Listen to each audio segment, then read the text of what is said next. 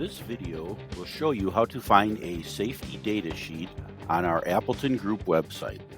First, you want to start off by going to appleton.emerson.com, and then you click the search function, which is this magnifying glass, and in this box you will type in the product name or the catalog number that you want to look up.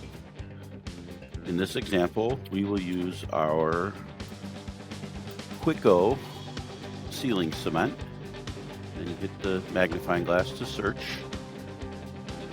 And when it comes up, you click on the product. Here we will use Appleton Quicko. And then after a few seconds, a result comes up.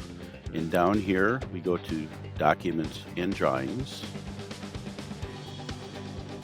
Click on that, which brings you to the bottom.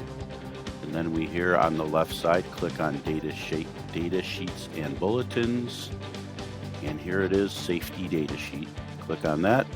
It brings up the SDS, and you can print from here or you can download it to your computer.